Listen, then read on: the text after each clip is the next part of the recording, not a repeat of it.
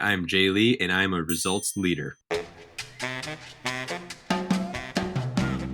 You're listening to ResultsLeader.fm. Being a thought leader is easy. Getting results is hard. This show is for the results leader who lives and dies by their results. Here is your host and Chief Results Leader, Jonathan Rivera.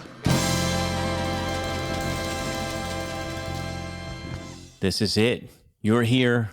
I'm here. We're all here, and we are results leaders. So glad to have you guys back. And today is going to be fun. Today we've got a patriot, a guy who has defended his country, a guy who now wants to make his country better by making more people free. This guy is a champion for freedom, and you're going to hear it all over this episode with Mr. Jay Lee. Let's jump in. Jay, welcome to the show. Glad to be speaking with you. Are you ready to rock this thing? I'm ready. Thanks for having me. I appreciate it. Yes, sir. Let's give our listeners a quick win. What book have you given most as a gift? Oh man, it's definitely going to be the 15 Invaluable Laws of Growth by John Maxwell. Great book.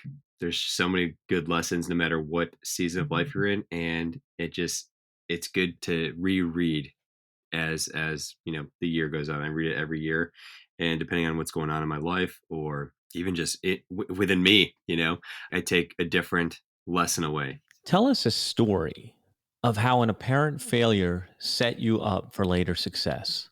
Well, the one that comes to mind, there's a lot of stories of apparent failure, I could tell you. However, the one that really propelled me to where I am today is definitely when money almost killed me. My previous life, I was in the Navy, explosive ordnance disposal. So that's the Navy's bomb squad. And I was supporting a unit, SOF unit, Special Operations Forces in Afghanistan. And I was so distracted by my personal financial nightmare that I had created. I mean, and it wasn't anything crazy. I was normal. It wasn't like anything out of the ordinary. It was just like the standard. I had, 4 or 5 credit cards maxed out, my mortgage, card note, and I was robbing Peter to pay Paul, paying off the credit cards with each other. And that was seemingly the way to do it, right? I was just super distracted by it and didn't realize how distracted I actually was because I'm out on a mission, right? In Afghanistan, I'm supporting special operations units, and anyone in my community would have killed to be in that position on that type of mission. It was, well sought after. Granted, we're all brothers in the EOD community, so it's not like anyone would wish me ill. However, if I were to just like sprain my ankle or something during training and couldn't make the deployment, there'd be plenty of people lined up to take my spot. We'll just say that. So that was going on, and I was in the position, right? I was there, and out on patrol, middle of the day. We had been doing some operations at night just to kind of dismantle the terrorist organizations in the area, and we were doing some good work. However, for some reason, we were just like, yeah, let's just go out in the middle of the day and we'll just walk out the front gate. And where we were right in the middle of the city. It was very obvious when we were leaving and doing stuff, especially in the middle of the day. Like I'm talking, you walk outside the gate and there's a bazaar, like just boom, right there. I mean, we were in it. They were very excited to see us leaving the gate in the middle of the day. As you can imagine, we were out walking around, all eyes on us. My buddy, my EOD teammate, he was kind of more in the front. I was more in the middle of the patrol, with just in front of our command and control element. And he stopped to take a look and work on something that he thought was an IED, an improvised explosive device. So, I kind of had a supporting position for him just in case he needed extra EOD support. And my buddy was with me just in case, we had extra guns online if the situation arose, which is the middle of the day. So chances were pretty high that was going to happen. So he's working, and about 40 minutes go by, and a detonation occurs about 30 meters behind where I was. I turn around, and that's pretty much where our C2, our command and control element, was. And thankfully, no one got hurt because of this. And it wasn't because of anything that anyone did. It was just set up poorly. It was in place poorly, and the explosives were degraded. So I went to go check that out, and that's where I, kind of discovered that everyone was fine. They probably pissed their pants a little bit, but that's the most damage or casualty that happened was a couple of cry pants. So I was sitting there doing the post blast analysis of this thing, found it was a smaller IED. It was about an 82 millimeter mortar. and the explosive were degraded, there were still chunks of HE on the ground. So I was collecting that and whatnot and doing that aspect of the EOD job. And our interpreter came up to me and said, "Hey, one of the Afghan local police, he just got intelligence that there's another IED close by." That in and of itself is super sketchy that he would just know that. And why is it coming to our attention now if he knew that that was there? But that was a whole nother story. So I'm just like, where is it? I just didn't even care at that point about how he knew it. I just want to know where it was. And he's like, "Oh yeah, it's just right over there." He thinks it's right over there. And where he points is where me and my other buddy were standing for 40 minutes. So I clear my way over there. I was like, okay, I was just over there for like 40 minutes. I didn't see anything. And I clear over there. And sure enough, there was a full up IED pretty much 6 feet away from where me and my buddy were standing.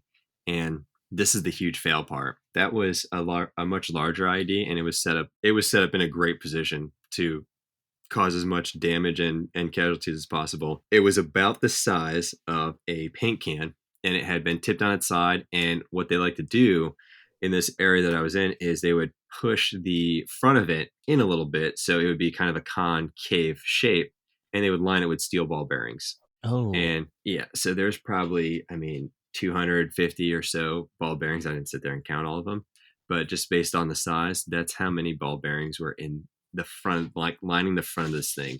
It's about the size of a paint can, and the HE that was incorporated, it detonates pretty quick, around 20 to 26,000 feet per second, which is, just to translate some numbers, that's about 11 to 17 times faster than any fighter jet, like the fastest fighter jet in history. So that's how fast these things are coming out. I clear up to it, as I get to it, it's definitely there. It's set up. It's pointed.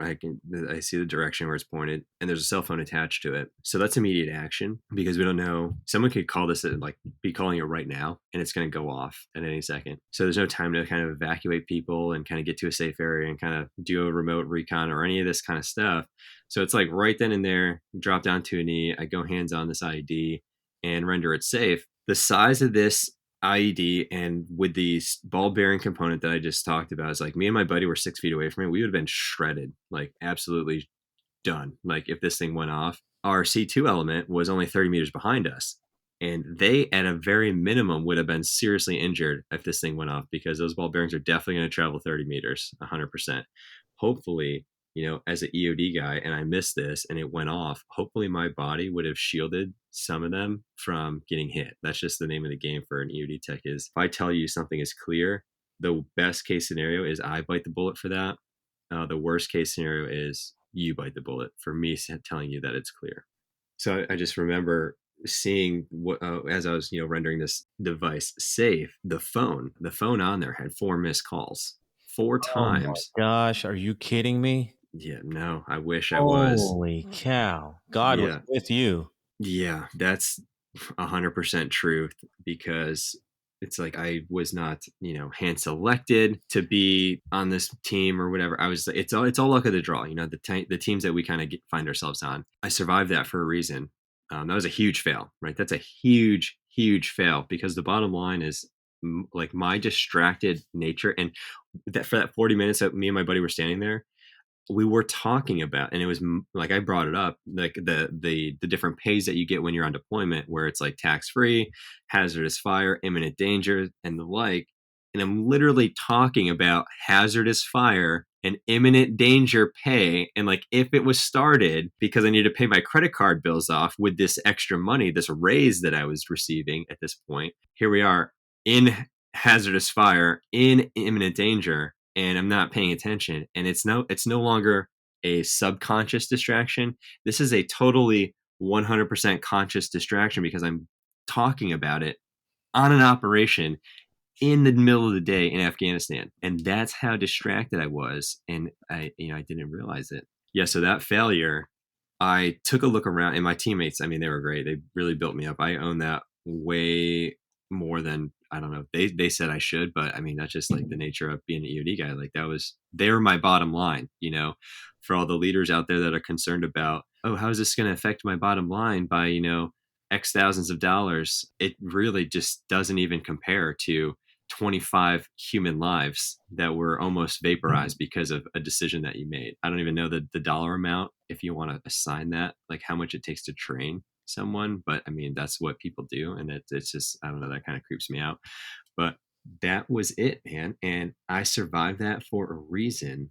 That failure propelled me to learn more about personal finances because I was like, man, I'm so distracted. And it wasn't in that moment where I realized this. It was a couple years after, actually, where I sat down with a buddy of mine and he helped me with a budget. Man, he would not shut up about like this budget thing. I was like, dude, you got to stop with this budget talk because it's driving me nuts. And I was kind of a jerk to him, but he was all about it. He was all about it. And he just wanted to spend the time because he cared about me. And he's like, this is really working for me and this is great. And I just want to share it. And I was like, okay, dude, I will sit down with you as long as you promise to never bring up a budget in front of me ever again. You know, so it's definitely kind of a jerk to him, but he didn't care. He sat down with me for an hour and helped me outline a budget. And that was the first time in my life that I looked at my finances on paper, or it was a screen written down, right, in any capacity, whether that's electronic or on a piece of paper, right.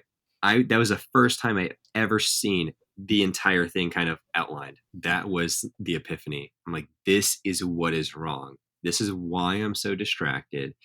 This is why my relationships are blowing up. This is why I'm angry, just baseline angry all the time. And it's easy for a service member to kind of, at least for me, to rationalize that anger. It's like, oh, well, of course, it's like, this is what I've done. And, this is, it just pisses me off, being around people that think that they're being victimized, oppressed, when it's like, I've been to third world and I know what oppression looks like. So, it's like that name of the game. So it's like, that's how I rationalize all the anger. But really, it was just my own fault and my own stupidity. This is really at baseline what is like, I wake up in the morning and boom, this is the first thought in my mind. And it's already consuming my brain capacity of thinking about my nightmare. And that's when I was like, okay, I took a look around and I was not the exception. I was not the exception by any means. I was the standard. That did not sit right with me. And so I was like, okay, how do I fix myself first? How do I get smart with money? How do I manage my money so I can actually have this freedom to do the things that I want and to do the things with the people I love? And that was managing your money. And that's how it worked out. And I got smart on it and I got certified as a personal finance coach. And I just was essentially taking the role of my buddy who liked the budget, but he didn't like it that much. Budget boy. Yeah, my budget boy. And I took it to the next level because I was like, everyone needs this. I'm willing to do it. So that's kind of what propelled me to where I am now. That started my company of personal finance coaching, which then led to leadership coaching and communication, because I found that the three are very, very closely linked while I was doing that. What are some bad recommendations you hear in the personal finance space? Oh man, there's so many. How much time we got? Tell me the one that gets you every time, that one that just gets under your skin. Yeah, one huge one that is very irritating that I've learned to not just get blatantly angry when it comes out. I just want to know more. And I just like, it's more of like, I need to just have a legitimate conversation with this person now, because this is a huge deal, right? And it's the credit card reward points. I don't use credit cards. I just don't. At all? Not at all. Good grief. And you run a business? And I run a business. Wow. Yep. And it's successful. And I'm not worried about anything, right? I'm not worried about paying these credit cards off. I'm not worried about paying personal loans off. I'm not worried about anything. I'm worried about my company and my business and my mission. And that's the clarity and the freedom that I get from doing that. Is my dream and my mission, right? And my values are not diluted because now I'm working for them 100% of the time. I am not thinking about, oh man, I got to do this. I got to make this much money because I got to pay X. That's not even at the forefront of my mind. It's like, I got to make X because I need to help X number of people. And by making X enables me to do that. So the credit card thing, and it's funny, like there's been a huge study of everyday millionaires in America. A lot of them are first gen. A lot of them do it on their own without inheriting anything. Credit card reward points are not even in the top 10 or 20 reasons of how they attained their wealth. They're millions, right? Not one of them stated like, oh, what really put me over the edge and set me apart from everyone were the credit card reward points really helped me out. Like not one of them ever said that. They're nice and they're, cool. Like, sure, I did. I mean, I had 5 maxed out credit cards. I was in it. I loved credit cards. They were awesome. It's like free money. It's not even real. It's just numbers until those bills come in. Yeah. Right. And trust me, I like spending money. That's what got me in this position in the first place. Yeah. It's just there's a psychology of spending money. And even if, and this was me, right? I was not at the later part of my story, but I was the guy who's like, I'm just going to pay it off at the end of the month. I'm just going to pay it off every month. So I'm just going to build this credit and blah, blah, blah, blah, blah. Turns out my credit score was higher than my savings account, which is totally wrong. That should not be a thing. And that's what I was worshiping at the altar of FICO, right? That's what I cared about. I was like, oh man, how can this number's improving. And that's what was making me kind of happy, I guess, is seeing that like kind of tick up a little bit. But then it all came unraveled and FICO was nowhere to be found when I was like in disparity, they weren't there. Where's this FICO? Where are they going to do? How are they going to help me out? I worked so hard to get this number so high. And that's what I was doing. I was paying it off every month, but then there's a psychology. I was spending a lot of money, I was living way outside my means because of the psychology of spending that money it makes it not like a viable thing. Now, when I use a debit card, I know that money is coming out. As soon as I swipe it or insert whatever, it's coming out, right? Period. End of story. So you have to make sure it's there. Therefore, I'm not going to spend to get the points, right? It's like, oh, if I just spend this money and get these points, I'll be good. I can get that free airline. I mean, I can't even tell you how much money that I've saved and bought plane tickets out of my own pocket, and just like it's crazy. It is wild. It is why that's like a big challenge I have for everyone is try to do that and not use credit cards and just use your money and watch how much money you actually save. It's wild. What would you say to the people? Because I mean, a lot of us, I've been in real estate, and a lot of us believe in leverage and using debt for leverage and growth. So how would you caution us or talk us out of that? That is a great question. I run into this all the time. When we leverage money, and again, I was definitely doing this, it adds that dynamic of other people's money to the equation. So it's like, it all boils down to the root of like why we're doing what we're doing. It's like, why are we in real estate? Are you in real estate just to make a bunch of money, or like, what are you trying to do? You trying to be a millionaire? If that's the case, then, which is nothing wrong with that.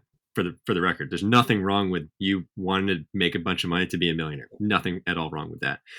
I want everyone to be millionaires. I mean, that's my thing. Military millionaire for sure. Very possible. And on the real estate front this is where a lot of people don't like what I have to say, is it's you have to go slow and steady, man. Slow and steady wins the race, because there have been several stories of people just taking a bunch of leveraged money and leveraging houses and stuff like that.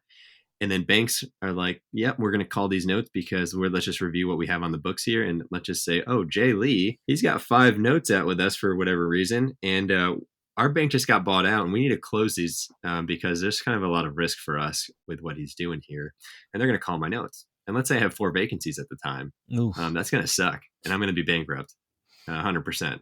Like there's not even a question. I'm either going to sell all those houses for a loss. Well, granted, like right now, it's kind of like I might actually make a profit if I had to quick sell these things, or short sale. Actually, short sale, that's like you're selling it below profit or below value.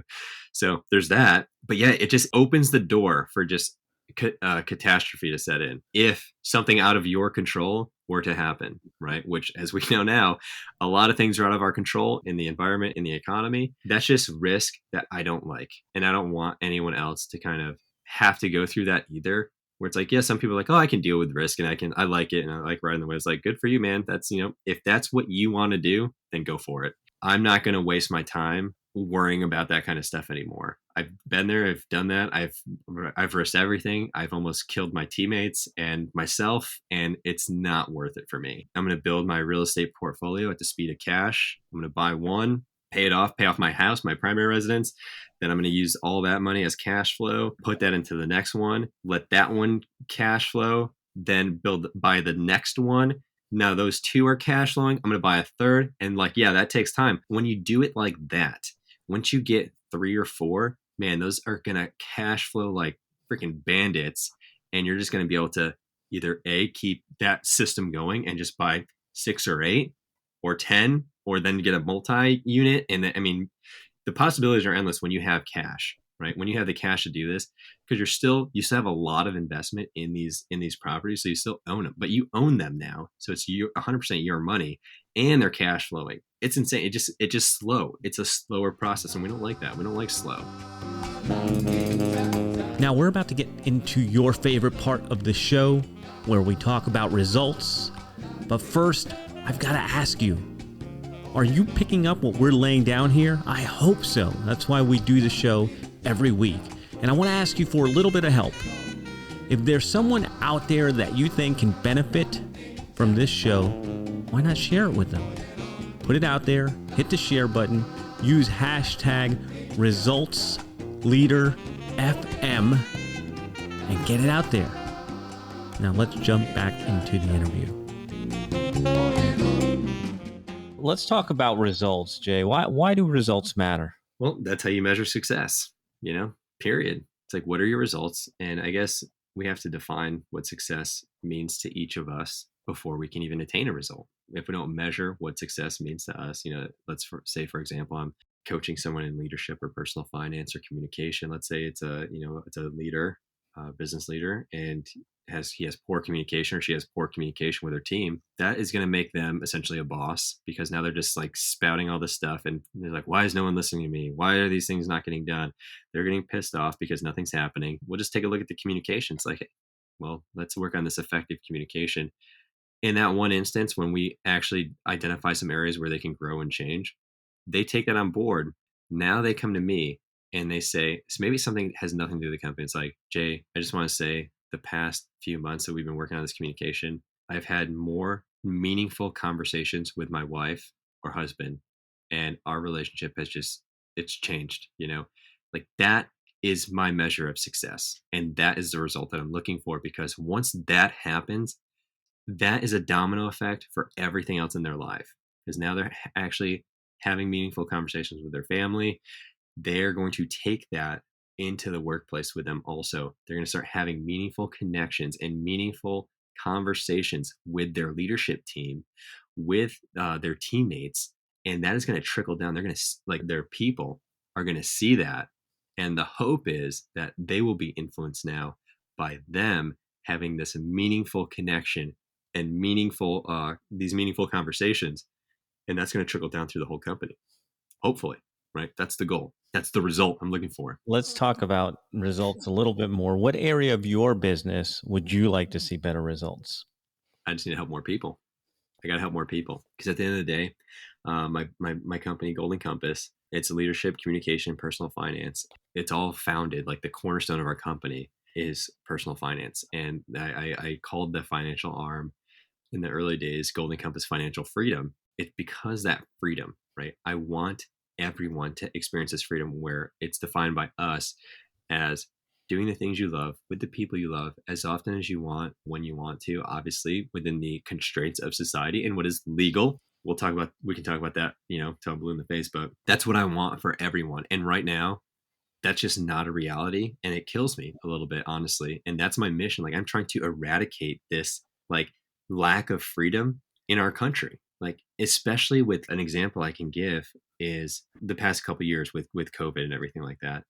There have been so many instances and stories that I've read that just like kill me. It's like, man, if I only was able to get in front of this person 2 years ago, they would have been able to be with their family. And I'm talking about the scenario, which I'm sure that you've read to or heard about, where, someone's family member is sick now, and it's not looking good, right? It's not looking good. They don't have a good outlook. Whoever, maybe that's, mom and dad, maybe that's grandma, grandpa, close aunt or uncle that we want to go see. And I'll just put myself in the shoes. It's like, what if, I got laid off and I wasn't financially prepared for that. I didn't have an emergency fund. I was, paying my credit cards off. I was living off of that. I was playing that shell game that I used to play, and I got laid off. So now and I got a family. So there's no money coming in. I'm getting unemployment. I'm doing all these things, but it's just not enough for my lifestyle because I was living so far outside of my means. Now I finally got a job finally, after weeks or months of being unemployed, finally get something that's good. Now I find out that my family member's sick, and whether it's mom and dad, grandma, grandpa, whoever, we need to go see them because it's not looking great. They just got a bad diagnosis and it's not looking good. They're on the ventilator now. And as we saw, that's like, once you go on that ventilator, it was not looking good. This is our chance to see them, right? This may be our last chance to see them. I can't go. And there's nothing, and I just want to like make a quick disclaimer. It's like, there's nothing wrong with you staying put and providing for your family. If that's what you have to do, that's what you had to do, right? You had to do that, and there's nothing wrong with that. It just sucks. And this is where my heart goes out to all of these families that were in these situations where it's, what I want is for that not to be even a choice that you have to make, right? It's because if you are set up, right, with a good foundation and you have these basic financial skills or just managing things that I'm talking about, it wouldn't even register on your brain as not a thing to do. It's just like, okay, cool. I got the job. Hey, I'm going to talk. I got the job because it's the right thing. I didn't rush into something because I absolutely 100% needed it. My back was against the wall because my family's health and welfare were on the table. It's like, okay, no, we're set. We have, a solid 6 to 9 months of expenses like saved up. We can pay our bills. I'm going to look for a job that actually aligns with what I want to do and who I am and my values. Boom, I found that, and good, we're in. Not like, we don't have anything and our back's up against the wall and we need this job right now. So let's just take anything. Now, when you do the take anything option, your options are severely limited on the back end. When you need to do something, they're like, no, sorry, you can't do that. Or you're fired. Or if I'm with someone that, I've now taken the time, they align with me, I align with them. I tell them the story like, hey, take a week. It's going to be unpaid. Unfortunately, we can't do that for you right now, but we'll give you the time that you need. You're like, at least that would be great. And then you just go and you be with your family for potentially the last week that you're ever going to see them. And that is what I want to see improved in my business, is being in front of more people. So that is not going on. Any parting thoughts you'd like to share with the results leaders who are listening to us right now? All of the results leaders out there, we need to truly identify what we're working for and why we're working for it, because that is going to drive your results through the roof. It's going to make you not stagnant, I want to say, because when you have that insatiable need for result, like based off of what that result is, like mine is the American people's freedom from essentially financial servitude, right? I don't want people to be slaves out here. So that's what my result is. And that's what I need. I'm never going to rest until it happens. And statistically speaking, it's never going to happen, right? So I need to always be hustling and grinding, and I need to, like, that's going to keep my fire burning. So as a results leader, keep your fire burning for those results that you're trying to get, and don't rest until it gets there. But you gotta identify those, and they have to be aligned with your values and what you truly value in your life. There's no doubt in my mind that the results leaders are going to want more from you. Where can they get it? They can connect with me on LinkedIn for sure. Always happy to expand my network, and I'm on there. Just my name, Jay Lee. That's Jayly. That's a great spot. Or my Linktree has all of my stuff. However, if you're not into Linktree, which I don't know why, it's link.ee. What is it? /J.ly. And so that has all my links. You can get to anything that I do, whether that's my podcast or any of my partner organizations or my John Maxwell team website. But that's another great one. If you just want to get in contact and get some coaching and stuff for your company, then yeah, definitely want to go to johncmaxwell.com/jlee. And that will land on my team member website. And that's where you can schedule anything that we do. And if you just want to learn more about what we do at Golden Compass, just email me at info at goldencompassllc.com. Boom. We have been talking with Mr. Jay Lee. Thank you for being here. Thank you for sharing your stories. And thank you. I know you got vulnerable there. Thank you for that. I appreciate it greatly. I know the listeners do too. Thank you, results leaders, for tuning in, and tell everybody about this show. Everybody. We want to make everybody free. This guy's got the same mission that we have here, baby. It's about freedom. So we love you guys. We mean it. We'll see you next time. That is a wrap for another edition of ResultsLeader.fm. If you are out there getting results for your clients and you want to be featured on the show, go to resultsleader.fm now and apply to be on the show. And if you love what you're hearing, share the show, give us a rating and review, do anything to help us get the message out there. Thought leadership is easy, but results leadership is hard. We'll catch you on the next one.